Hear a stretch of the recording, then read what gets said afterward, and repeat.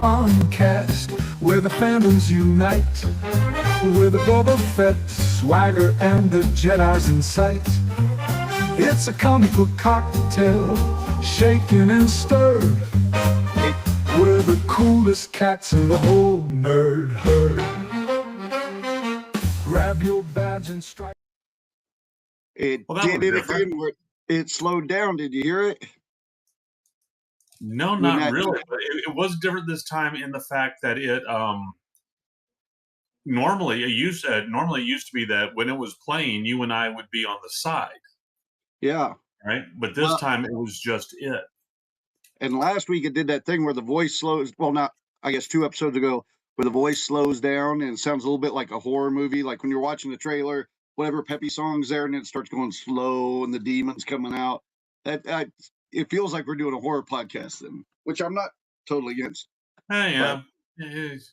We've often claimed we want to venture into new ground. No, I even made sure. Go ahead. Sorry, go ahead. You're good. I was gonna say I even made sure I rebooted my system before this. I rebooted the router. I made sure that I'm pulling in what was it, 500 megasec download and 350 megasec upload. So I don't know. I make sure I was semi upright for this. That's about all the work I put in right now. I'm exhausted from the weekend. But I know what the song thing is. It's Mikey Mason. That's got to be it, because for the first time we did the podcast with him for years and years he was the opening song, and we replaced him with AI, and now he's after us. I bet you. Yep. He doesn't care. Oh man, he raised quite the fuss. I beg your pardon. Although that is something that I have found out about today, and it's very important AI wise that I want to bring up later on when we're talking about stuff. So yes, it is very poignant. So go ahead. Let's get into our stuff. Hi everybody, welcome to Concast. We're super cool people, and you are too for watching us. Yeah, sure. Why not? Let's go with that. Let's spread that rumor. Make sure you fire up your chat for when people get on. Yeah, I just fired it up. I will say with Mikey this weekend when we did the podcast here, what you saw is Mikey giving me shit, which is not our whole relationship. Oh, okay. We're good friends, but no, that's a lot. Like for example, he was doing his concert, one of his concerts on Saturday, I think it was. Yeah. And like Jen came over and talked to me during the show, and I was like, oh yeah, well, Mikey's on. And then Frankie came over and licked me while Mikey was singing Licking Henry Cavill. And I was don't lick me. And he goes, should I lick Mikey? I said, go lick Mikey. And then Frankie goes up on stage, licks Mikey. And who gets blamed for all that? Me. He does a whole song about Little Beard needs to shut the fuck up during the show and all this. And we have done this kind of bit so many times so what you see is we give each other shit on stage a lot. The only problem is, and I can pat myself on the back a little bit. I'm a pretty good performer for the most part. I can work a crowd. Mikey can work a crowd a little better than I can. So it does become I'm glad he does it on my home turf to help even it out a little bit. So and see, that's the thing. If that was Mikey basically stirring up shit, all right, having fun stirring up shit, that just means I need to recalibrate my my meter a little bit, so I don't automatically start getting up in arms and getting ready for the hold on now, listen here, you long beard motherfucker, and instead treat them treat it like the fun time it should be and join it. Yeah. No, I'm sure he has some distaste for some of the AI because he performs, geek music. Of course, especially when he finds out that he's so easily replaced. Well, and people pay him a lot. Like he does a thing where he'll write songs for people, and you pay him some money, and they're all fucking awesome. I think he writes 52 new songs a year. Wow. And that's on the low end. I mean, he's normally like just Now, granted, some of them are 3 verses long, but he does good. So I can see now where people are just like, I'll just have AI write one. But I'll be honest, most of the AI ones just aren't as good. They're not as personable for sure. And they're just Truly, you the can't meet only that. reason that I like the AI one that we're using right now is because how else are we going to get something that sounds like freaking Michael Bublé? All right, that's some Harry Connick Jr. sounding shit right there. Well, And I know Mike you'd easily write us one, but when we started doing this again, it was kind of like we don't know where we're going with it. So we're gonna yeah, go. We're gonna be talking AI and this other stuff. Let's just go that route. So until we do something different, although hmm. I did have a dream about that this week. Oh, pray Um, tell. you know, well, it was. I, how do I want to say? Oh, where it's our podcast, I can say whatever I want. I took a couple gummies, right? So I went. I was in pain from this weekend at the festival. Took a couple gummies, and I was kind of doing that nodding off thing. And I started talking to Christy in my semi-high state, talking about the old Schrodinger's cat kind of show we were working on back in the day. And I said, "Shit, that should." Do you remember where we were going to do a two-man show? And you came up with the name Schrodinger's cat, so I just always call it that, even though we I never called it that. it was a long time ago that we were going to come up with the two-man show. Is this the time when I broke the sword over my wrist? No. That was we were doing Wags at the time, but we were going to do a 2 minutes right before I did Beard and Bean. Oh, okay. Because you and I were going to do it, and then for some reason, like I went work or out on the something, road. you went on the road. So then I went to Mark. Thanks for that. And No, my fault. I'm sorry. all your fault. No, I was like, well, fuck, we had so many good ideas for that stuff. That's just what the podcast should end up being. We should just be like Schrodinger's Cat Podcast or whatever the fuck, where Yeah, it's just whatever comedic, weird shit. you don't know But what's in the box. you don't know what's in the box. And I wrote some stuff down. I was like, oh, at some point, I'm not going to talk about it all here, but at some point, that just might be the way to go because I feel a little. I shouldn't because other people do convention podcasts that just go to cons. I go to cons. I still help run another number of cons, but I don't own one now. So I feel a little impostery. But we don't talk about cons as much. We're going to talk about them tonight a little bit, but Oh yeah, yeah, we're going to talk about the grand AFW send off. oh yeah, amongst other things, because Okay. there are a couple things, but let's hit some geekasms real quick, because then we can get into talking about bullshit. How's that sound?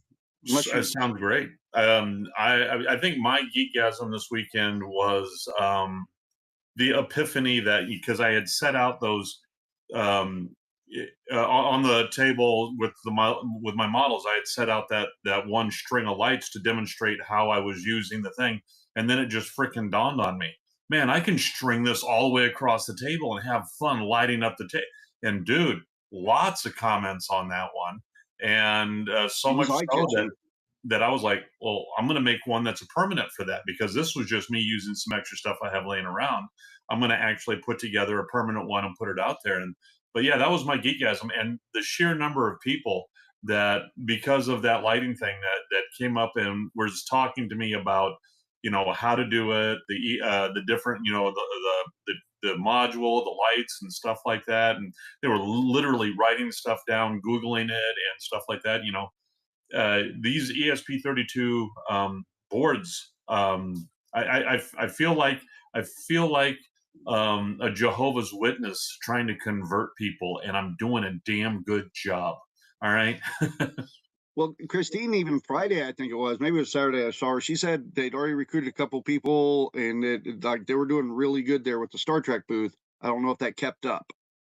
We were doing good on that. What I think Christine was really focused on and was really happy about, and I'm very happy for them, is that God, what was that Save the Cat thing that they were doing, where they were taking donations, and she had like little cat oriented Star Trek comm badges, if you give a $5 donation, then that, and they sold out on them.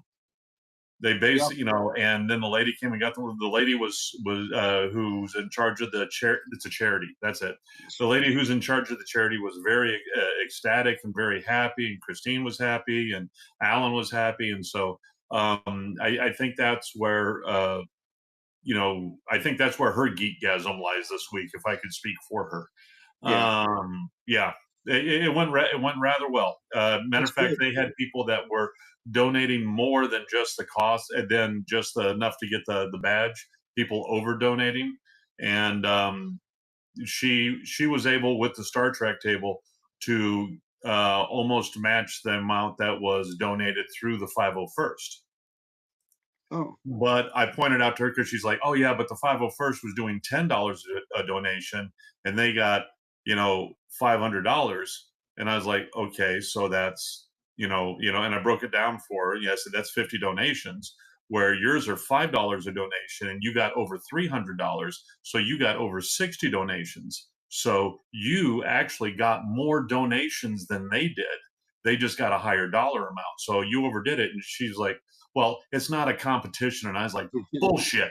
It is a competition and you won, woman. Fucking well, revel in it." I guarantee those cats are going, compete, please, compete. Yeah. we like the soft food. we like the litter that doesn't stick to our asses. Yeah. But that's one thing I like about the anime crowd is that anytime that there was anything to do with children or animals, they usually jumped in pretty good donating. We made yeah. over 2,000 for the it basically an animal hospice this weekend is what it boils down to. So and that was the other part of my geekgasm, was just the simple fact that Howl's Moving Castle that I printed off did so well on the auction. I was thinking maybe $10-15 for it. You said it got $55. $55. And I didn't even paint it.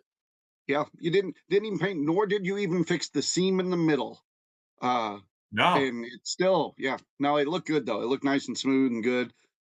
Rick was showing it to me, and he was even like, "Do you see this? This is cool." And I was like, "Yeah, it's Daryl's," because he was digging it. But yeah, part of me goes, if you would even scaled it up a little bit, probably it would have been even more. But yeah, that's. And I was happy if I would have gotten over my trepidation about painting something like that and actually painted it, then yeah, it would have been great. Yeah, technically it was a ship. You got that down. Well, and I will. Yeah, but there's not a lot of ships that I've painted that have roofing tiles. Yeah, because they were built properly. Yeah, and I'll say I got to jump into your panel about 3 times. I didn't get to stay there the whole time, but panel, I was impressed. It was put together well. You had the people eating out of the palm of your hand, and I honestly was expecting a modeling panel at an anime fest to have maybe 4 or 5 people floating around in it, and it was. I was expecting just to be in there entertaining myself. A little bit of activation, maybe 1 or 2 people show up. There was what do you think? Close to 20 people in there? Oh yeah, at least 20 people in there. Yeah, I thought it was more like 30, but yeah, because half the time I just stood at the back of the room. I came up one time, I was able to sit up front, but stood at the back of the room to watch a little, and I was a little jealous because you'd say stuff and I'd be like, "Oh, I want to jump in." Like I remember one point you were talking about sanding. Somebody had asked a question. I was like, "Oh, tell them about the slurry, Daryl. Tell them about the slurry." I'm thinking about it because that helped me so much. But I also didn't want to. It was like he could already talked about it while I was out of the room or something. Too. What messed with my mind was how quickly the time flew. Yeah. When you were pointing out to me that somebody else was, somebody else was coming up, and I looked at the clock, and I was like, on my phone, and it was 3:30, and for some strange reason, my brain went, well, I just started half an hour ago. No, I started at 2:30. It's time to shut the fuck up, Daryl.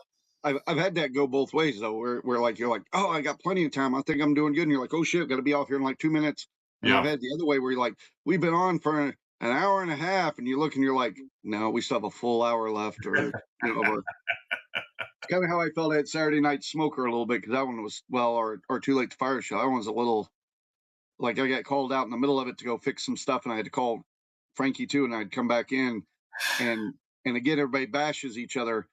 And it's real hard to walk back in, and if there's chaos going on, and everybody looks at you and goes like, "Hey, fix it," you suck. Like in the middle, and you're like, "I don't know what jokes you guys did. I don't know what I'm walking into." Yeah. Oh, it was hard to keep track. And I told you I should have put money down when you were like, "Oh, I got things set up so I can have time to myself and do what I want." I should have put money down that was not going to happen. Well, I knew I'd have to leave at least once or twice. And the thing is, I did. I only left for like 60 seconds. I mean, it was literally the room next door. And I saw that it was a sound problem that I could take 2-3 minutes to fix, or Frankie could have fixed in a minute. So I just ran back next door, grabbed Frankie, and then I went back in to go do the show.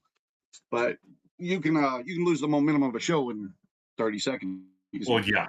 If you don't know what the what was the current insult or trend was, because I understand that. And we had no structure. It was fine. The show was fine. It was just chaos, and people had a good time. We got a lot of people loved it. Blah blah blah. But I just put all the performers up there: Wags, Children of Proteus, Mikey, and said, "I don't know what we're doing. We're just gonna go."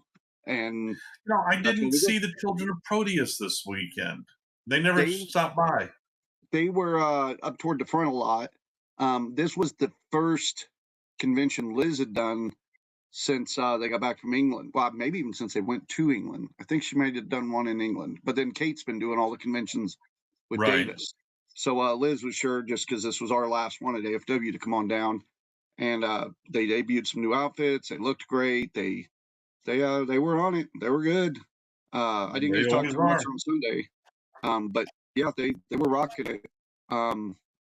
Nobody was there at the makeup panel on Saturday morning, but Saturday morning was light for some reason. I expected it to be busier on Saturday morning. It just seemed really light. I don't know. All I know is if I ever do, if AFW will continue, and if we get to have a table there again, not in that frickin' people aquarium that's 5 billion frickin' degrees.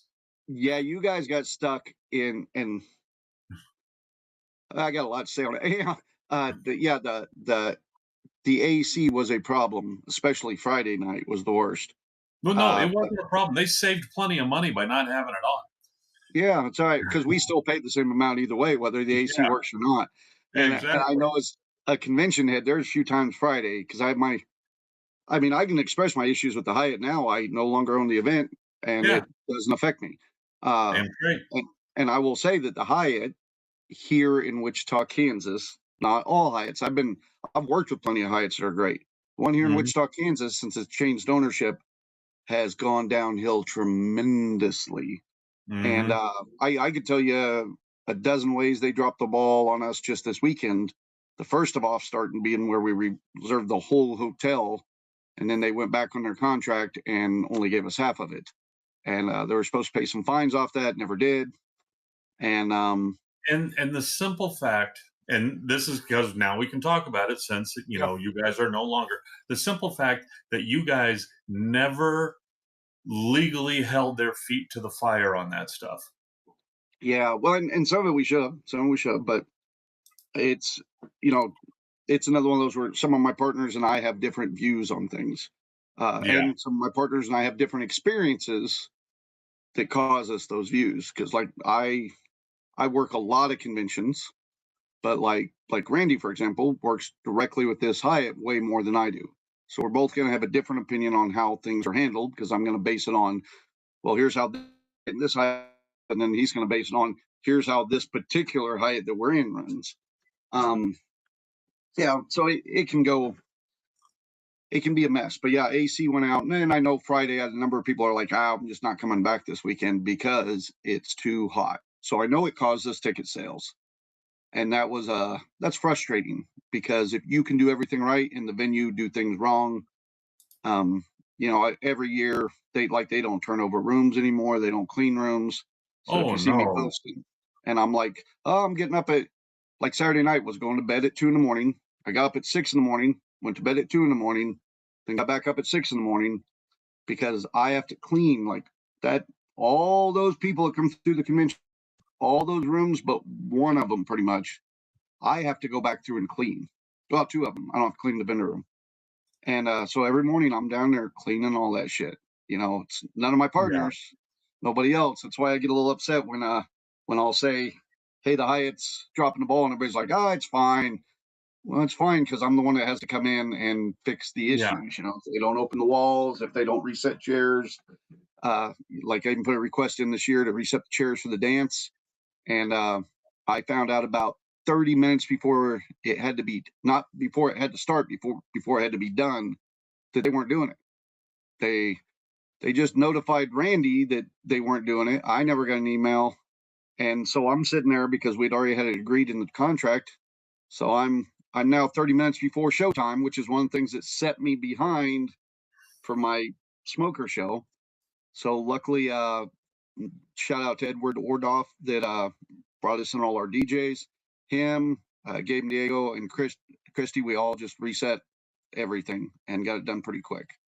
Now, and now here's my question: how much more did you have to pay in order to have that in there that they would do it? Because you asked them to do it. They're not just going to go, okay, it's going to be done. They're going to say, no, that's an extra X amount of money.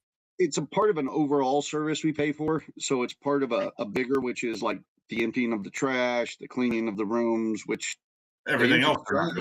And yeah, they fill the water. But like last year, we had a big controversy where, like, I was putting in requests to fill the water because, like a lot of people in Anime Fest probably know, I'm on the floor pretty much.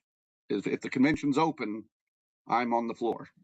Even when the convention's not open, a lot of times I am. So I'll put in a request to the Hyatt, and it's not always listened to. Yeah.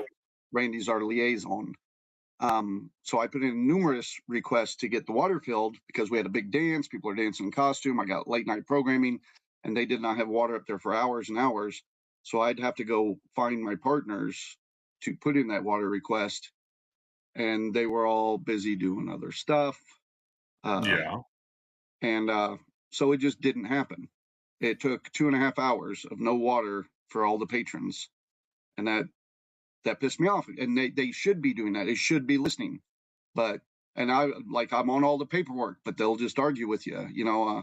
Like I'm the one that sends in all the maps and draws all the diagrams and stuff for the convention. And one time we had it where they were just resetting rooms. I'm like, no, that's not how you reset them. And they would not listen to me. They argued with me on it. And I had to go get my partners who were all out to dinner and shit and get them to then notify them. And that still didn't even work because I had partners that didn't believe me that was happening, even though I'm the one that did all the maps and contract work. So that the Hyatt has caused so many problems, and it is something that the new owners are going to struggle with. And it is something that I've been very upfront, even with the new last few years. I've been telling them all the problems, so they're completely aware of it. But also, like I watched this year with TsunamiCon last year going in there, and Eric going in and talking to him, he's getting great deals. They're treating him right. And I think with us, we've just been there for 20 years. So it's they're used to us backing down, mm-hmm. if that makes sense. And so we've gotten into this relationship that even when Christy and I were thinking about staying and just running it ourselves, it was one of the factors for us not staying, because that relationship between and so tainted now that by things not getting addressed and then me just having to take care of it, then I'm the one that gets in heated discussions with the Hyatt. So I become the bad guy, making them keep to the contract. Mm-hmm. If that makes sense. And so if I was running it by myself, I'd go in being the bad guy. And I think that would only hurt the festival in the long run. Hey, $2.15 and a 12-pack of sodas. I'll be your bad guy, man. Is that right? Oh, yeah. I got no problem with that. In a pillowcase. Yeah. I'll load up a sock full of nickels. We'll get this shit done. Yeah, I'm going to talk about a couple things on the transfer of the Anime Fest, but I did want to show my geekasm real quick, which I would say in it. My main geekasm, honestly, I was telling Chrissy, I don't know what it would be because I've been so busy this week. Honestly, just seeing everybody. I know that sounds tacky and cheesy, but like first time I got to see Children of Proteus in a while. Oh yeah. Getting to see Mikey Mason. He's always a good buddy. That it's hard. I only get to see him a couple times a year. So many people I only see at that event every year.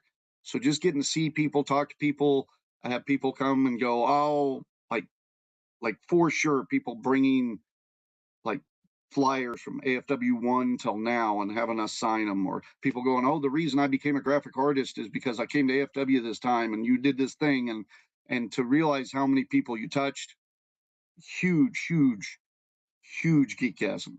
And not in the Bill Cosby kind of way, which is good. Yeah. And that's so self-indulgent and tapping my ego. So Hey, I'm like, hey, Kelly. So instead of just sitting here and stroking my ego on that, I'll stroke my ego in a different way. I posted up earlier, but John Kipp made these 3D printed models of the Scallywags, and I got mine. And he did not make me look totally pathetic, so I appreciate that so much. That is, I mean, he showed them to me. He's doing some really good stuff with that Snapmaker he's got. Yeah, and I like that he's gotten into it because he did a whole bunch of custom little pieces for his cosplay. Mm-hmm.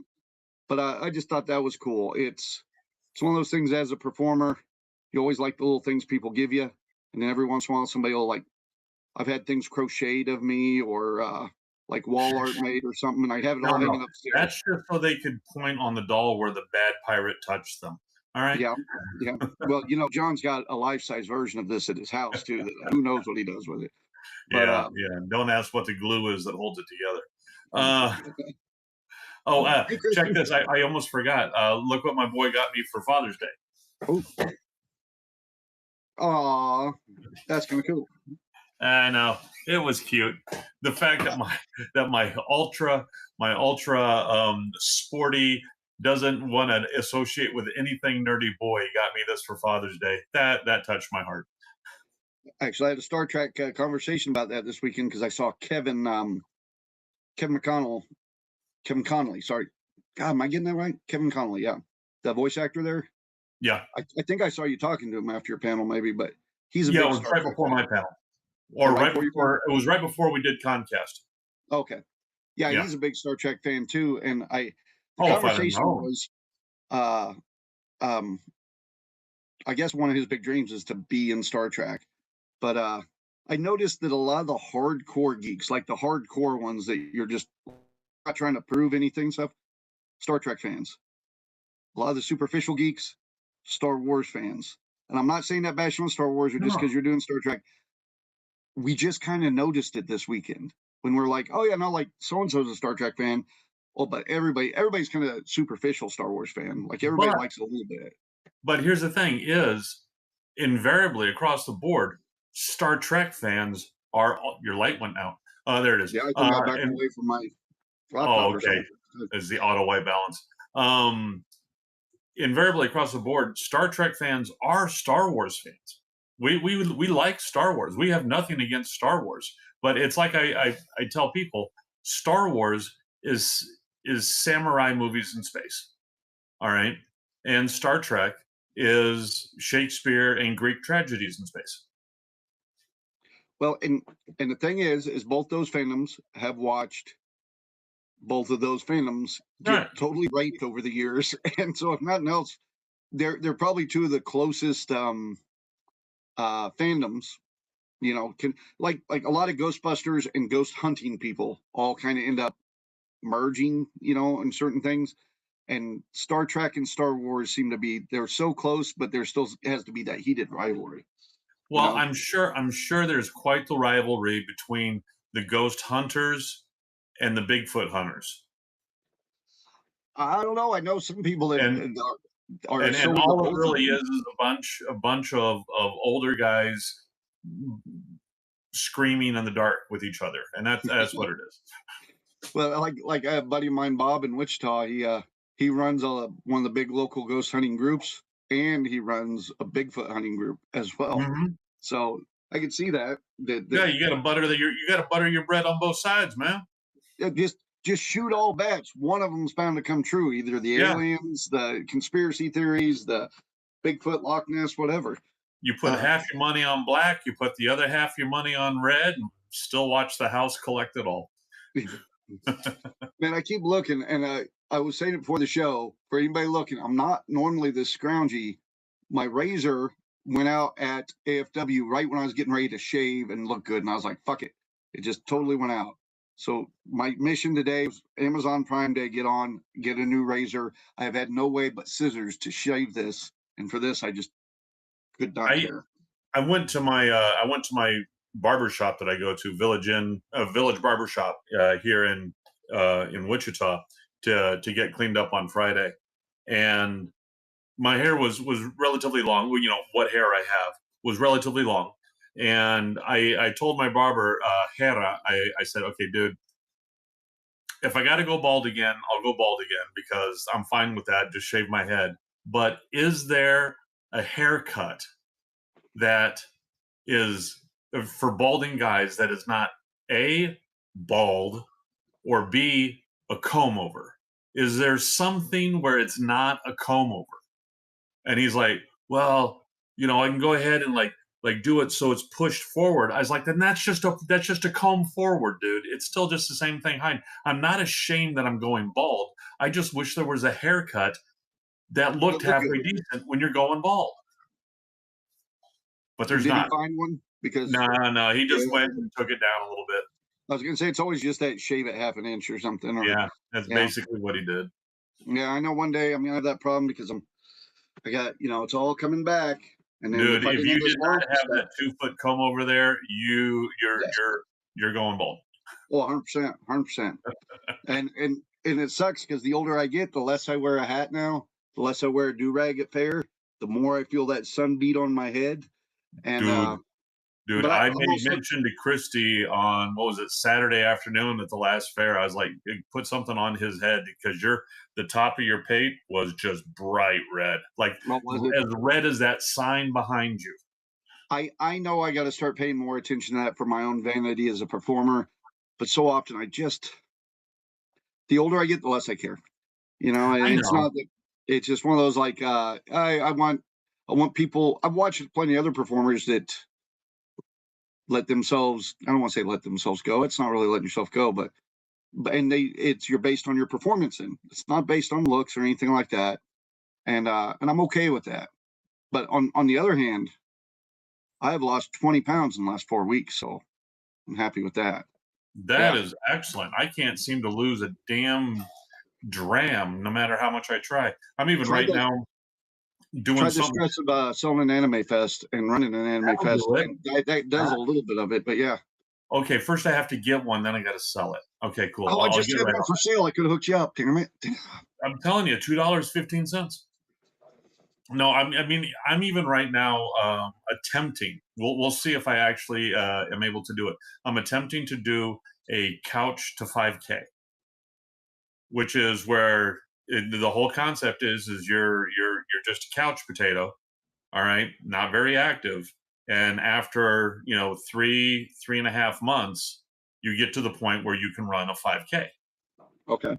All right, so it's it's incremental, and you slowly do more and more. Like today, I was doing intervals where I was out there, jogging for 1 minute, walking for 2, jogging for 1 minute, walking for 2, doing that for like half an hour, and just slowly build up the amount of time that you're running until you can finally do a 5K. And I hope to be able to do it. This is week 3. Still haven't lost a fucking ounce. Hi. but you're doing it. That's the thing. Doing it. I keep thinking I'm going to do something like that. I was very inspired when I saw I lost the weight, but then again, we did ConOcon, then Topeka, then Anime Fest, where I run a lot, and my feet are so like even now. Bless my wife's heart, she rubbed my feet today. I just so much. Hey, pain. Mike. So hey, Honk.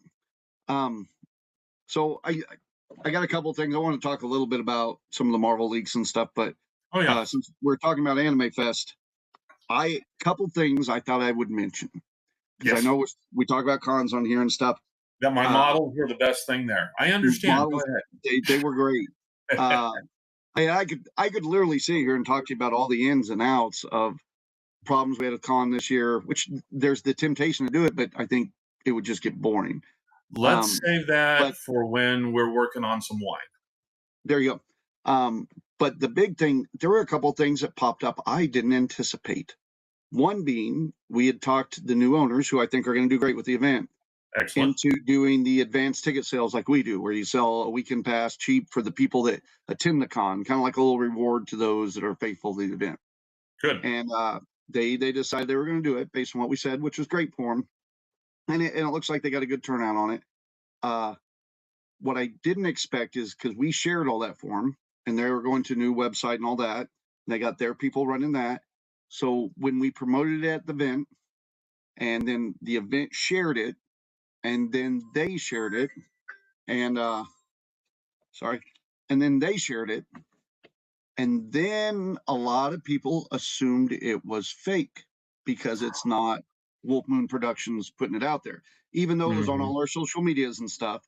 But because other people were sharing it, then by the time it gets, 2 degrees of separation, so then the emails come in of, oh, hey, is this a scam? Is this fake? Is this that kind of thing? I had not anticipated that at all. You cannot fault the people. There are so many scams out there. I am happier that the people were cautious and checking and all the stuff like that.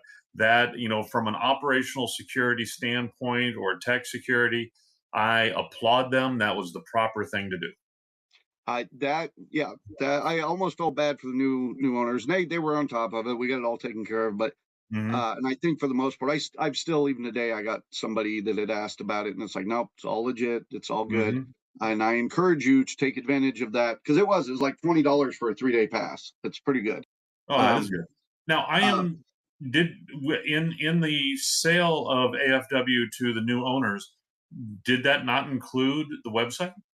It does include the website. However, the sale isn't finalized until so he still has some paperwork in with his lawyers. So it's not every dotted line is signed. However, they're very eager to get it. So, and if it doesn't happen, we got a line of people, including my wife and I, that will still go back and forth on should we run it, but I do, like I said, I do feel a good sense of relief. Like I'm getting a little bit of a new start here, because I've always been the guy that's had my too many irons and too many fires.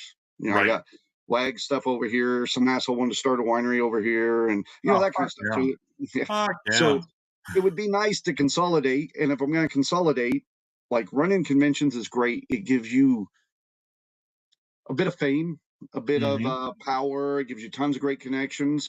I get that through consulting with conventions some too, but for the amount of work versus the amount of money, it can be very good. But in order to make really good money running conventions, you almost got to take advantage of people, and I have a hard time with that. And that's a whole nother subject for a whole nother thing. But hey, Megan, if I'm going to cut one, that might be a good one to cut. And I'm not saying like anything like new owners will take advantage of people. No. New owners are going to come in with a new outlook on it, and not a outlook of I've been doing this for a couple decades now. They're going to come in with fresh ideas, and not only that, more people in the community are going to go, oh, hey, they may need some help, and they're going to listen to some of these ideas maybe. So like we'll get more volunteers now, blah blah blah. And I'm going to stay and help them some. And it sounds like Gabe might even get a job. He might get my old job working for him. I don't know. So they get the name Wolf Moon Productions, or do we keep it? We are keeping the company of Wolf Moon. So all the other festivals like the Novel Convention and Emerald City Steampunk and things like that we've ran underneath there, we still own all that as a company. Not sure if we're planning on doing anything with it. Christy and I'd like to do something with Emerald City, but we'll see. But yeah, they have their own name. It is basically an abbreviation of Richard Robbins, who is the backer of it, and then Hannah and David Erdman. So it's RHD, I think, Productions. And I'll say, I can say it here because I'm friends with all of them. It's not like I'm spreading rumors. It's speculation, though. I think Hannah is going to be probably running a lot of that. And if anybody knows her, she's good people. She knows her stuff. She's worked for me before. She worked for me before when she didn't know what the hell she was doing, and she'll admit that. Since then, she has worked not only with me, but a lot of other people that have taught her stuff. So I think she's going to be really good. Like, I feel very comfortable with her running that. I am almost excited to see what they're going to do. But a couple of the other things I was wondering about that I didn't quite foresee. One is when we finally announced who it was, boy, everybody came out of the woodwork and started complimenting them so much on how the festival was going. And I really want to go, no, we ran this one. Like we're running this. They're just here. they're stop giving them credit. Like there's a little bit of No, you no, just no, went, no. oh, hang on a minute. But Let them get the credit this time. Build them up so they don't. That way, it makes it so they don't get any of that, that buyer's remorse right afterward. Like, oh my God, what do we get into? Let them get a little bit of that feel good before the shit storm starts. Well, I'll tell you, I was hanging with Richard Robbins a lot this weekend, and a number of times I turned to him. I go, now, if at any point you don't feel comfortable, do not feel cornered. Do not, like, at any point, if you go, I don't know about this, you just look at me and say, you don't know about this, because we've got options. It's not like we just, and to be honest, we probably sold the festival for considerably less than it was worth. But that's because we wanted it to continue. We weren't looking to make money. We wanted it to continue for the community. It's like all those vendors are our friends. Same way as when I got out of the Ren Fair. All those vendors are our friends. We want them to do well. I feel not just because I run panels, but a lot of my panelists, they're part of that culture. This gives them a time to shine, and so many other events go, well, fuck the panels. We really don't need them. They're buying a ticket one way or another. And the panels are too hard to put together, so that's why most conventions only have a handful of panels. And the new owners are like, nope, we're going to make sure that the panelists have a room to put their stuff on and showcase their fandoms. And see, and that to me is one of the things. Like I've been talking a little bit to the local IPMS International Plastic Model Society group that does a model show here every year. Right. And one of the things I asked them is like, because I guess I'm spoiled with like Anime Fest and all the other cons that you've done, because you always have panels, and I've asked them, where are the panels? I mean, I would love to sit in on a panel on how to do weathering or something like that. That would be some good stuff, and it would give people. And that's one of the great thing about the panels. It gives people something to do. Otherwise, you're just there. You hit the vendors and then you leave. Right. It's like a flea market a little bit then. And well, even like in your panel is a great example. I know modeling. I can do modeling. There's a lot of shit I don't know. But you and I are so different on our modeling. And so it's nice to be able to go like, oh, here's how he does it. I've learned tons of shit from asking you. And that's really nice. So it would be nice to go to a modeling thing and go like, oh, that guy did such amazing detail. I mean, that's why I used to buy like White Dwarf magazine and shit.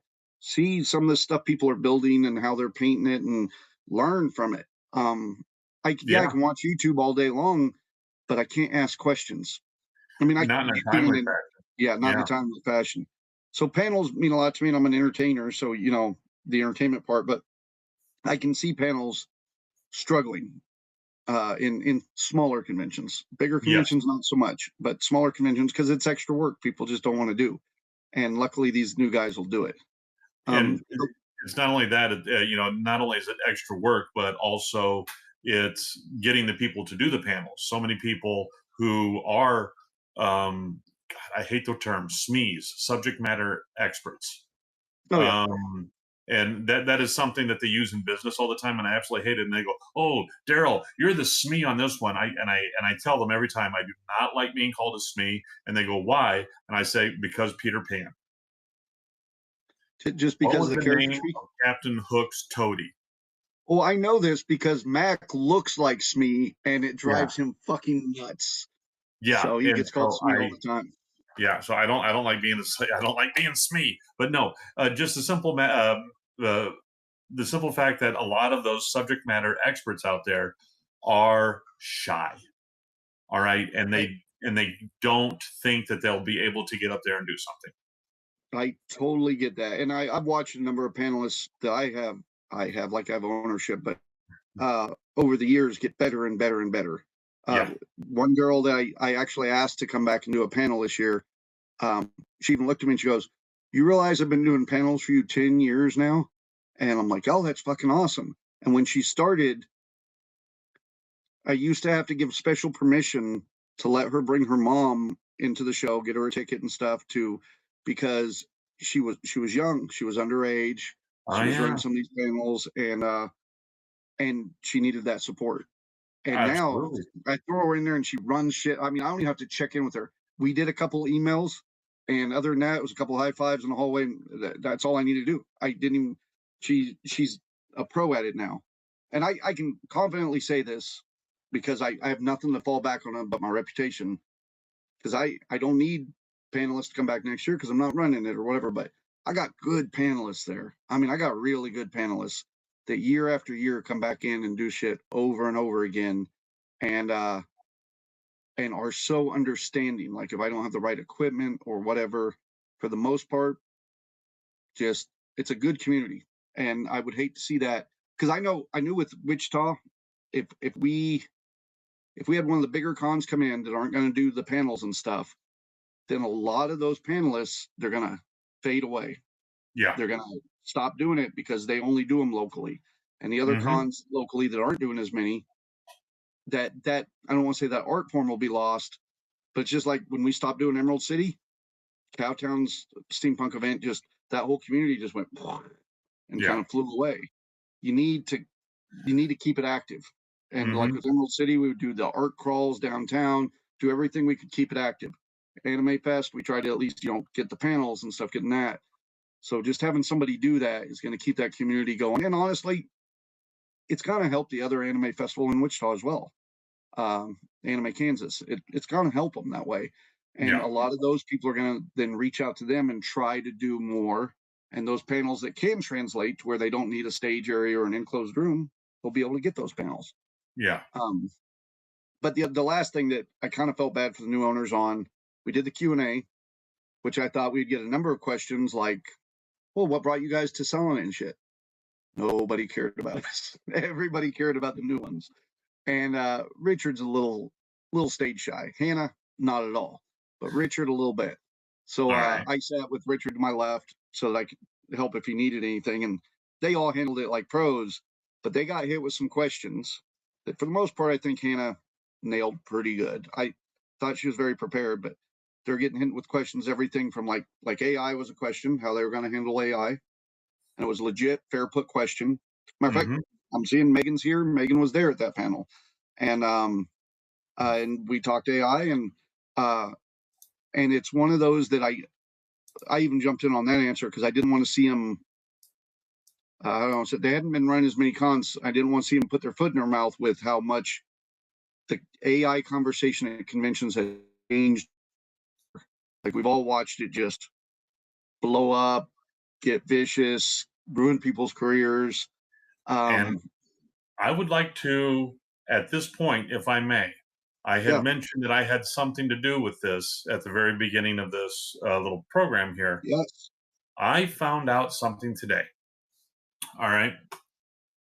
Apparently, it has now come to light to the point that it's making big news on Political Hill and on the Capitol Hill, and people are asking the FBI and everything to get involved. It turns out that a lot of the rabble rousing against AI is coming from China. China is doing the thing that they did during the elections, where they're stirring up sentiment in order to get what they want to happen. And right now, what China wants to happen is for the U.S. to put the brakes on AI development so that they can leapfrog past us. And so right now, and this is a big thing that's scooping right now, is that let me see here. See, this is a conversation I would have liked to talk to Mikey about at the podcast we're doing there. Yeah. Instead of eating gravy. Well, I just found out about it today. This is no longer just a rumor. Yeah. Major AI companies, think tanks, and lawmakers have recently come forward with documented evidence pointing to a coordinated foreign influence campaign. The strategy behind the operations, the players involved, and the pushback center around several key areas. OpenAI explicitly confirmed it uncovered and banned a network of covert China-linked accounts using ChatGPT to fuel the fire.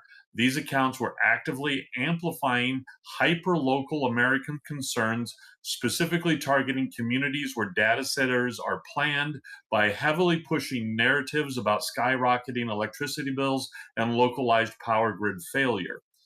Bitcoin Policy Institute published an extensive investigative report documenting the campaign's vectors. The most damning finding is the sheer hypocrisy of the messaging. The US narrative, Beijing state run English outlets have been running constant pieces warning American audiences that AI infrastructure is economically and environmentally disastrous. But in China, the state actively subsidizes up to 50% of the energy costs of its own massive AI data center operators while celebrating its own large language model breakthroughs. And there's now a congressional escalation and all the stuff like that. But basically, this is once again one of those cases where foreign parties are influencing on social media the narrative in order to get America to go against something so that they can better themselves. So apparently a lot of the fervor and push against AI data centers is coming from China wanting us to shut it down. I'll be honest, that doesn't surprise me at all. I assumed some of that was going on anyway. It sounds like they're not part of any of the convention push on the you're destroying artists and stuff, which I definitely get that argument. Yeah, I understand that totally. But yeah, that's one of the arguments I'll use sometimes when people are like, you used AI at all, you're horrible. It's like, well, did you use your GPS to get here? You probably used AI. But I would like to point out, there is a lot of sentiment against AI. I'm not saying pro or negative against AI being used in artistic circles, yet at the same time, over in China, it is celebrated all of the artistic things that AI can do. So I would bet, I would be willing to put money down that some, not a whole lot, but some of that push against using AI for art is being funded and influenced by overseas parties. Yeah, I could definitely see that. I know, how do I want to say this without sounding bitchy, because it's not, I understand it, but I know part of it in the convention community, part of it, I want to really emphasize, part of it is a fad that people jump on. I see everybody else saying it, so therefore, without researching the subject matter behind it or why this is that way or that way, I'm on board fully that it should just be stopped because I see that's what the majority of the community is saying. Therefore, and I'll still stay on, like, bigger cons for sure shouldn't be using it. If a panelist, for example, these panelists that I have come in that do this shit, like most of those panelists buy a ticket, come in, they will spend their own money to run a panel half the time. If they want to use AI art to promote their thing so that they don't have to pay an artist because they're not an artist to promote their free panel that they are paying to do, let them. You know what I mean? Because that's what's going to help progress them to get a crowd, to get fans, to get people interested in what they got going on, so they can afford the money to pay artists eventually to do that. Like, use it at the right time, the right place, and in the right way. All right. I would like to point out a real world corollary to this. Yes. All right. And that is the use of performance enhancing drugs in sports. All right. Okay. For the longest time, it has been a huge negative. All right. And still is a huge negative. And testosterone has gotten such a bad rap that it has set the bar to be able to qualify for hormone replacement therapy for men as an unrealistic level, whereas for women to get the estrogen, because that is not a performance enhancing hormone, it is a much lower bar for them to be able to qualify for that. All right. But anyways, there's for since the 1970s, ever since those East German Olympic swimmers that look like they, were just dudes because they were on so many steroids. It's been a big negative. But now the pendulum is starting to swing. Just this year, we had the enhanced games. Did you hear about those? Did not hear about those. It was held in Vegas in May, and of course, but it was held in Vegas in May of this year, so just last month, and it was no drug testing, $1 million purses. Let's go, people! And of course, the what was it? Of course, the International Olympic Committee and the World Anti-Doping agencies heavily condemned the event. Yeah. But if you're wearing it on your sleeve and saying this is what we're doing and it's its own thing, yeah, let it be its thing then. Yeah, exactly. And that's the way I've always felt it should be with the AI. All right. Is well, it's just like with trans athletes, if that whole argument, everybody goes, let them do their own thing. If they did their own thing, I don't think anybody would bitch. No, not a bit. Now, granted, there's a lot more to it than that. I want to simplify it, but yeah. But no, but that's the thing. I think that at certain events, at certain cons and stuff like that, you should have a just like you have artist row or actors row or something like that. You should just have a row of, okay, you do your stuff is AI, you go here. All right, this is where the AI stuff goes, is here. And I also firmly believe that we should also have a row for, okay, your crap's 3D printed, you go there. All right, you're in the 3D printed. The 3D print hate is big lately. Yeah. But see, and I do want to emphasize, like, my argument isn't so much that AI artists should be on artist row making money, because people translate to that a lot. It's not that. I'm saying that people are getting tore apart for even using it at all. Yeah. And to me, if there is somebody that's just starting out, because they always go, the argument is either you're taking money out of an artist's pocket or an opportunity away from an artist.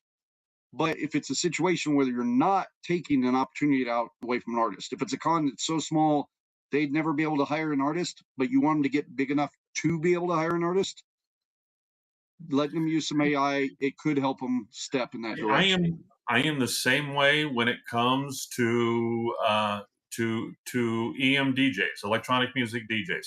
All right, they are taking money away from actual musicians who play the instruments. All right, while they instead are just using some electronic stuff to put it together, and then they push the space bar. I don't think that they should be allowed to put their music out there because they're taking money away from people who actually play instruments. I would say that's a fair analogy, but that's a fair analogy from a guy who's not in the music industry. And I've had to DJ a few things, and it's intimidating as fuck sometimes. So I give them guys a little credit, man. But yeah, I do know. I sometimes even just when I'm running sound for like a cosplay or something, I'll get all nervous and I'll be looking like, am I doing this right? Is the volume right? I can't hear if the audience is, and if the tone's off, I'm not that I'm tone deaf, but I can't hear all those little nuances in music like other people. And luckily, like even one time this weekend I was doing that, and Gabe come up and he's like, "Hey, you got no bass going on in there." Good. I didn't hear that, And that's one of the things that's lost if you don't have a good board that has the little lights for the different this is the bass light, this is the mid range, the treble, because you can lose stuff like that, especially in a big room when everything's being drowned out. And that's also the reason that you have to have those headphones on so you can hear the pure music before it goes out, and to make sure of what you're putting out. Sure. Sorry, guys. Diego just walked in. So, hey, Diego. Daryl says hi. Hello, Daryl. Hello. Hold on. I can change the layout here. And no, it's all right. He's heading to go shower. So that's not that everybody need to know that, but all right. Yeah. But yeah, I could sit here and talk that topic easy, but and I was just playing devil's advocate there. Oh no, and that's easy to do. That's why it would be good to get like I genuinely would like to hear, like I said, Mikey's opinion or some of these other artist friends of mine that I know. But the problem is that so many people are intimidated by what the overall convention scene is. Mm-hmm. So like even now, this is blasphemy for me to say any of this in the con world. I will be at my next festival in Ohio probably, and I will be hearing somebody will go, I heard what you said about AI, and which I was surprised how many people at Anime Fest said they watched That's the this. reason you need me there. You need Huh? to channel your inner Daryl, so you're responsible. Be well. Did you hear what I say about your mother? All right, now get the fuck away from me. No, and the thing is, I genuinely like having the conversation because it's not like I'm all in support AI. Like I brought up when we were doing the podcast there, I said I went through the time where CGI came in, literally destroyed my career. I was in college for animation. CGI literally destroyed it. I watched it happen, and everybody just rooted the shit out of that. So it's I could see not getting totally behind it, but using those past experiences like CGI to help us make informed decisions on what we're doing now would be great. Instead, everybody's just like, just bad. It's just bad. It's like it can be used as a good tool. It's already here. There's no stopping it. So it's kind of like enemies close or friends close, enemies closer thing. If we take the AI and we as a community help decide where it's going to go, instead of just going, it shouldn't exist. Too late, already exists. Yeah. You can't push it away. It's already here. So we got part of regulating it instead of just saying it shouldn't exist. Does that make sense? Okay. It does make sense. And in my opinion, 90% of it does not need to be regulated in a legal fashion. It just needs to be regulated in a social fashion. Agreed. And to me, some festivals say none. Okay. That's fine. That's great. That's an AI-free festival. I am totally cool with that, but don't turn around and try to ruin the careers of people that are doing it that aren't going to your convention. That aren't, just because you don't like something, which is fine. You're all totally allowed to not like something. Doesn't mean you get to tell other people what they like and don't like. Well, even like with what support we're showing for it here doesn't mean. I mean, if you don't like that, that's cool. I mean, I do understand. And we're not for you, maybe, and that's fine. Or just that opinion of us is not for you. But man, it just gets so easy, and I've watched so often. I mean, I've been part of this community for so many decades now. I've watched so many times people losing careers because of what, again, I'll just say fad is going on for people to hate on. And it's a new thing. People in our community are trying to learn how to use it. So I get if they're deceiving people, tear them up. But if it's just somebody who's trying new shit. Well, it's like, okay, let's throw the example of our wine. Okay. There are other wine producers out there who shall remain nameless. We all know who they are. Who literally, I'm trying to figure out who you're talking about, but go on. Our favorite competitor. Oh, okay. I know who you're talking about. All right. Who uses extracts to flavor their wine? They just straight up they go to the store, they buy the bottle of whatever flavor they're making, and they just chunk it in, and that's how they do it. We don't do that with ours. Everything in ours is the actual product. I am in there chopping up oranges, grinding up, vanilla beans, doing all the stuff like that to get the real flavor. Now, am I going to tell him and them that they cannot use the extract? No.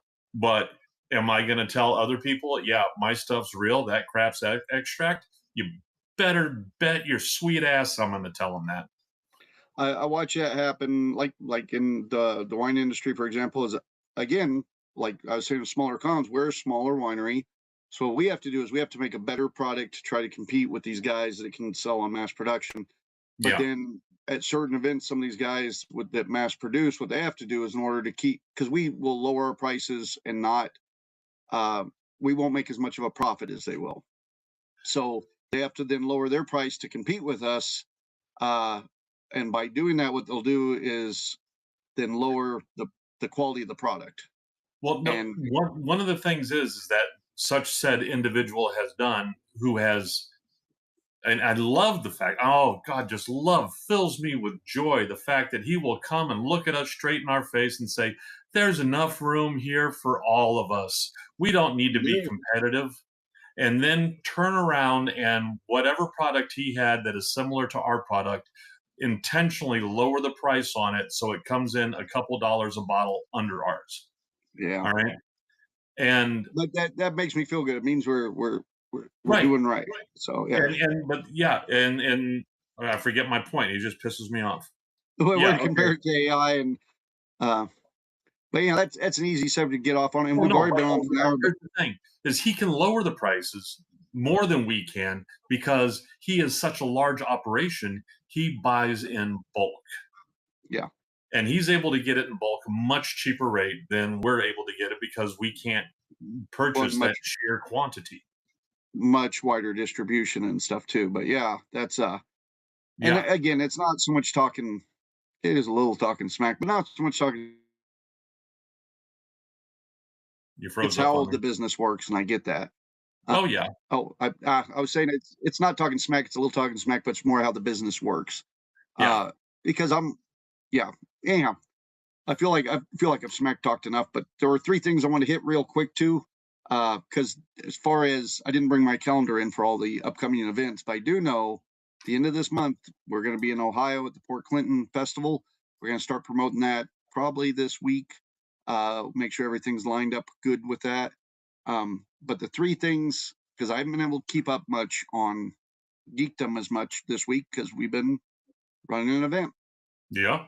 But when I did try to get on and keep up, holy crap, all the Marvel MCU leaks that have been coming out like continuously. I avoid them like the plague. I have only seen a half of one of the Spider-Man trailers, and I'm not going to see anything else because I do not want it ruined. Well, one benefit to so many leaks is so many of them are false that you don't know which ones are real and which ones aren't. So I don't know how much it's ruining, but they definitely Marvel is intentionally leaking stuff for sure. I mean, it's not even, and I get why they're doing it, but it's already given me a little bit of a burnout. Like, I'm so excited for Spider-Man Brand New Day, but I'm kind of getting sick of like watching all the theories come around on who's playing what character and what they're doing, and everybody's just coming right back to all the theories that pretty much all of us had to begin with when they announced the script. And I mean, it's almost, so much of it's identical. And it tells me what they've done is they've released all these little things to throw you off the scent in the middle of it. Even fake stuff. Like, I'm starting to think, if you've seen Brand New Day, like where he's bringing Mary Jane to come be watched by Frank Castle, I'm starting to think that's not even that. I'm thinking it's going to be Sadie Sink's character that he's bringing in there, and that they've filmed new shit just like they did Avengers Endgame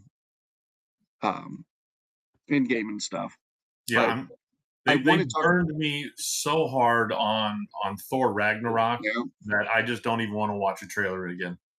And it's probably good not to, because right now there's just too much shit. So I want to talk about the leaks, but it's almost pointless because every 2 days they've released something new to make you new stuff on leaks just to keep this cycle going. And it's too fucking exhausting. But I'll say on the other side of it, the Sony side, have you seen Spider-Man Noir yet? I have not watched it yet. I've seen some trailers for it. I have not heard anything negative. I just started, and that's what we're watching tonight. Everybody pretty much says watch it in black and white, so that's what we're doing. It's there's another option. Yeah, black and white or color. Same way they did Werewolf by Night. Well, you gotta watch black and white. They, the problem is like, no, I do think you gotta watch black and white. Marvel, DC, so many of these geek movies, what they've done, like the Justice League Snyder cut, then they did it all and then they released it in black and white afterwards, well, like that. And not watching Spider-Man Noir in black and white would be like watching Sin City in Technicolor. That would just be wrong. Well, they did that with Mad Max too. They had the black and chrome edition, where it was all in black and white, because he almost released that movie Fury Road in black and white originally, but then that was too beautiful to go black and white. That was I agree. That movie was awesome. Much better than Furiosa. The Furiosa was still good, but man, Fury Road was just so much better. Oh yeah. Here's an interesting one for you, just really quick when it comes to the coloring. Yeah, have you watched the Dune movies yet? Have not. Dude, okay. When they go and show the scenes in the battle arena on Harkonnen Homeworld, all right? The reason that the coloring is so jarring, it's not black and white. It's they shot it all through ultraviolet filters because the planet is supposed to be one that is so bathed with ultraviolet light. It's supposed to have that jarring effect. So I think you would enjoy that aspect of it. Well, see, and I know I liked Werewolf by Night in black and white when they had it out. I really liked that. And I went back and watched it in color later, and it was fine. You know, it's just I liked it in black and white better. It gave it that noir kind of feel. Right. And the thing, other than most of the internet saying watch it in black and white first, because I was starting to debate if it was one of those things where the studio's just like, this way you watch it twice, and we get twice the numbers. But was Nick Cage talking about, okay, well, we filmed it for black and white. They told me it was going to be black and white, so I performed as if it was black and white. And Nick Cage is one of those few actors that I'd go like, that means something different, because he's one of those guys that would take it to the next level just because he thinks it's. Nick Cage is one of the few actors who turns nepotism on its head. All right. Yeah. Most people do not know that Nicolas Cage is the nephew of Francis Ford Coppola. All right. And he could have totally traded on that name in order to get stuff. And he did not. He intentionally went with Nick Cage and did not and distanced himself, you know, from his uncle as much as he could and made a name for himself regardless. So you got to give him props for that. That insanity is all him. Yeah. Well, and it could be that his uncle also knew that insanity and went, you know, it'd be a good idea. Yeah. You know, it's, yeah. He saw the test screening for Valley Girl and said, you know what? You need to go your own path. It's hard with Nick Cage. It's hard to go, okay, so what's your favorite Nick Cage role? Because there's so many for different reasons. But if I ever thought there was a role written for, and this is going to sound stupid, and it's not for his acting career, but his personality. Have you ever seen The History of Swear Words? I think it's on Netflix, maybe, or HBO. It's just like a 7-episode series, The History of Swear Words. And Nick Cage hosts it. So he just comes out and he's like, fuck it, fucking shit, fucker. You know, like he just comes through and he just, like the first episode I think is fuck. And it's Nick Cage trying to be intellectual about swear words, but then he gets a little of that manic Nick Cage energy halfway through, you know, and it's definitely like, it feels like they handed him the outline and said, write a script around that. And he did, you know. He is, in my opinion, he is such a good actor that even in the movie Renfield, all right, he was able to act around that horrible orthodontic piece that they put in his mouth. To me, that is the one negative part of that entire film. To me, is that horrible mouthpiece that they put him in when he was vamped out, and he was still able to act the shit around that horrible mouthpiece. And that's Nick Cage right there. Well, Mike says Willy's Wonderland is his best movie. Kelly says, Mike, don't you knock Willy. I think he might. I'm not going to say it's his best movie, but have you seen it? I haven't heard of it. It's basically Five Nights at Freddy's. So imagine like a showbiz pizza place where the animatronics come to life.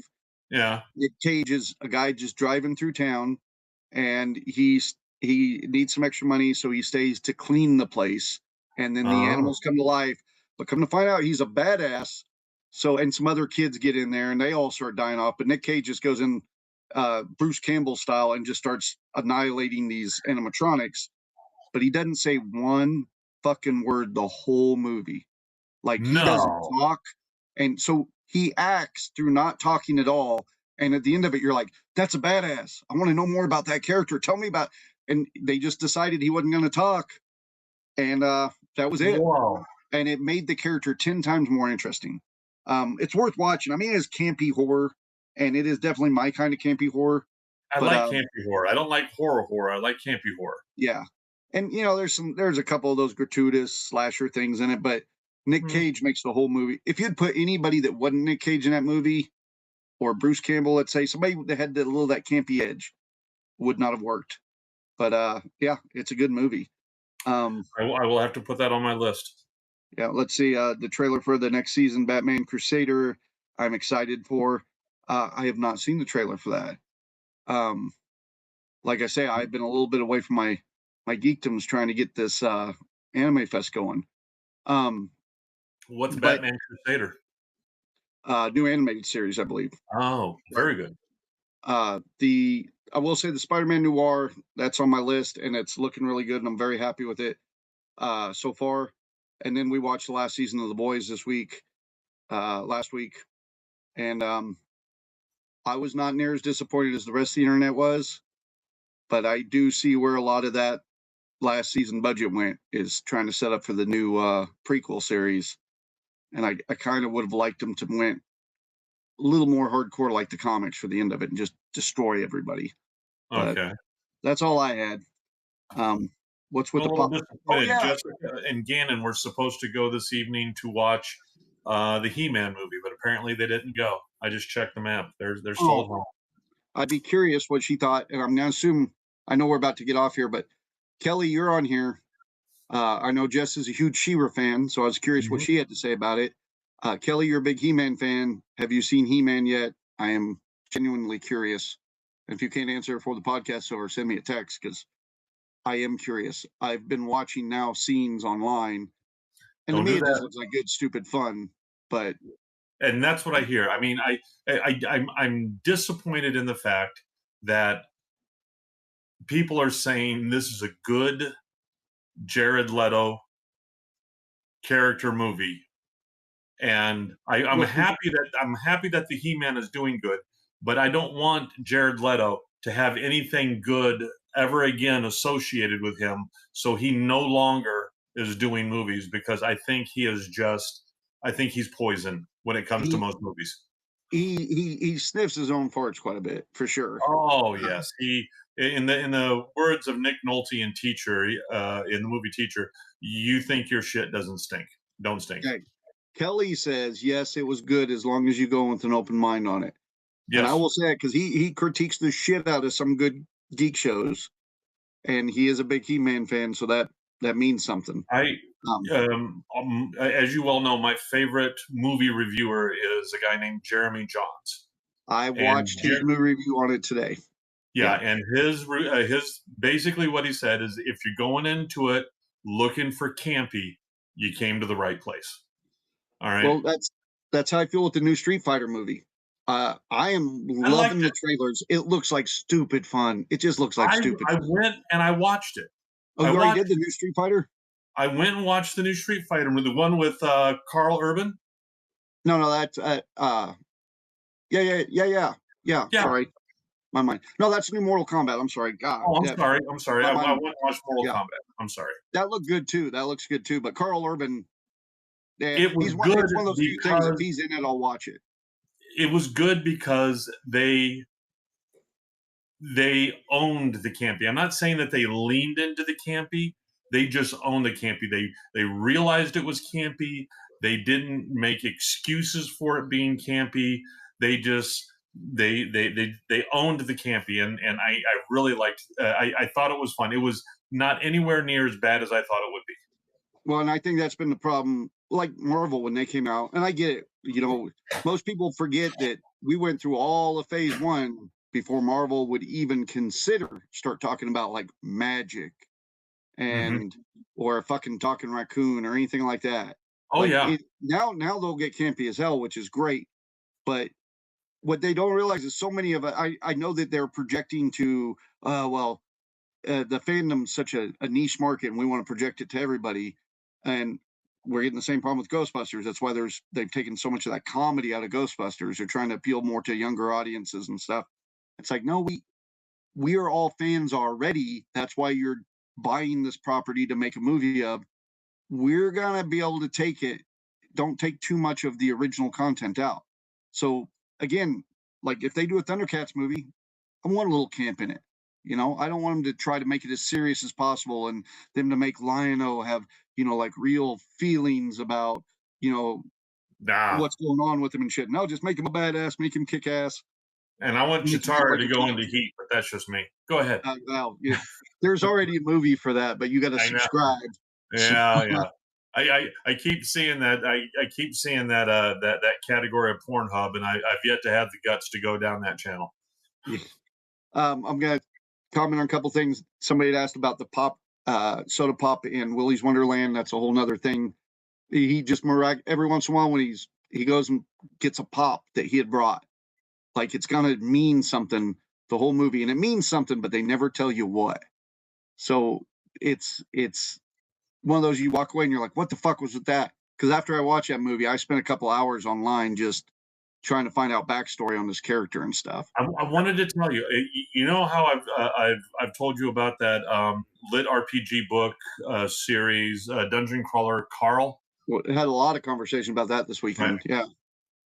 And for those who do not realize, but just this past, I think it was released like Friday or Thursday, that they have tagged Seth MacFarlane's production company to do the series of Dungeon Crawler Carl. Now, so I don't know if it's going to be animated. I don't know if it's going to be live action or animated. From what I know of the book series, it cannot be done live action. Okay. It is just too fantastic. I mean, there's no way in hell they could do it without, like one of those $500 million budgets and everybody's, acting in front of a green screen and emoting to a ping pong ball. Hi, honey. Yeah. Mike says love Dungeon Crawler Carl. It is a tongue twister for me. All my friends, like Frankie's been reading it. Daryl knows about it. I've got a lot of friends that all they're like, you would love this. You would love this.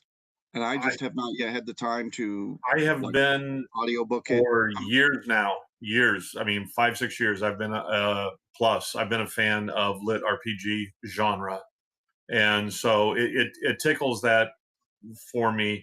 What I would suggest for you to do is, because I know how active you are and busy and doing things, and you like to have stuff in the background, get the audiobooks. That's my plan. I'm getting the audiobook, and right now my plan is, if nothing else happens, this 14-hour drive to this Ohio show we're doing in a couple weeks, I'll probably be driving a lot of it. And I know after we all get our conversations done, it's headphones, and I'll be listening to that. Excellent. So, Megan says the Batman series that we're talking about, it's a Batman series dedicated to the 1930s. Especially, this Batman doesn't have a supercomputer. Instead, has a cork board filled and filing cabinets. And red string going from one card to another. And every once in a while he goes, aliens. Anyway. Anyhow. Mike says, I'm worried they'll mess up. I'm worried that with every property, even ones like He-Man. I like He-Man. I'm a casual fan, I'm going to say. I'm more of like a Thundercats guy, but I was worried they're going to mess that up. What they need to do, just like they did with the original Iron Man, and just like, with when The Witcher first came out, is they need to make sure that the principal characters and the people behind it are fans of the material itself. Because later on, the production companies and the producers, once it becomes popular, are going to fuck it all up and get their grubby mitts all over it and try to make it their own. And they're going to probably try to do something bad to, Princess Donut, which will cause the entire fandom to rear up and castrate them. Don't mess with Donut. All right. I don't know that character, but now I need to. Well, you don't worry. Donut, she's there from the beginning. But yeah. Yeah, again, Mandalorian Grogu, that was part of it. Let a fan run it. And to a lesser extent, I'll even say Orville. I know it's not a continuation of Star Trek, but it's one of the better Star Trek series. It is one of the best Star Trek series that has been out since Voyager. Yeah. Yeah. So I definitely get I get the sentiment behind that. Yep. But it is 8:27. We've been on for an hour and a half without Cookie, and that was with me having 3 things to talk about. So And me to have one thing to talk about. yeah. So we should probably tie this up because I hear the wife in the other room now getting supper ready. Yeah, So, mine already poked her head in. yeah. So we'll see you guys next week, and that's it. Hugs All and right. kisses. Love you. See you. Bye.